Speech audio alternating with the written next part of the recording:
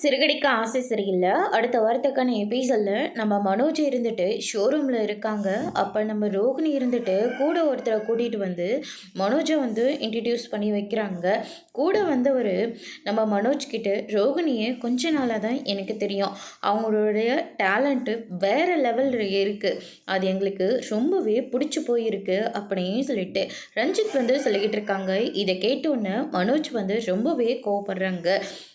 இங்கே அவருக்கு நிறைய ப்ராடக்ட்லாம் வேணுமா, அதில் எல்லாமே ஸ்டாக்கில் இருக்குதானே அப்படின்னு சொல்லிட்டு மனோஜ் கிட்ட வந்து கேட்கவும் அதெல்லாம் நிறையவே இருக்குது அப்படின்ற மாதிரி சொல்லிடுறாங்க.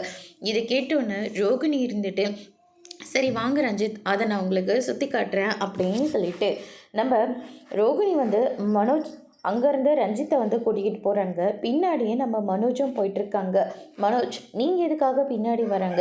நீங்கள் ஒன்றும் எக்ஸ்பிளைன் பண்ண தேவையில்லை, ரோகிணியே சூப்பராக எக்ஸ்பிளைன் பண்ணுவாங்க, அவங்கக்கிட்டே நான் டீலிங் முடிச்சுக்கிறேன், நீங்கள் வெறும் பார்ட்னர் மட்டும்தானே அப்படின்ற மாதிரி ரஞ்சித் வந்து சொல்கிறாங்க. இதை கேட்ட உடனே நம்ம மனோஜ் வந்து ரொம்பவே கோப்படுறாங்க. இங்கே பாருங்கள் சார், நாங்கள் 2 பேருமே பார்ட்னர்ஸ் தான், தேவையில்லாமல் நீங்கள் நடுவில் வராதிங்க. உங்களுக்கு என்ன ப்ராடக்ட் தேவையோ அது எங்ககிட்ட சொல்லுங்கள், நாங்கள் அதை உங்களுக்கு எக்ஸ்பிளைன் பண்ணுறோம் அப்படின்னு சொல்லிட்டு நம்ம மனோஜ் வந்து சொல்லிக்கிட்டு இருக்காங்க. ஜீவாவை கூட்டிகிட்டு மனோஜ் இருந்துட்டு இவங்களுக்கு என்ன தேவையோ அதனுடைய டீட்டெயிலை சொல்லிவிடு அப்படின்ற மாதிரி சொல்லிட்டு ஜீவாவை அவங்க கூட அனுப்பி விடுறாங்க. அதோடு இன்றைக்கான ப்ரோமோ முடிச்சிருக்காங்க.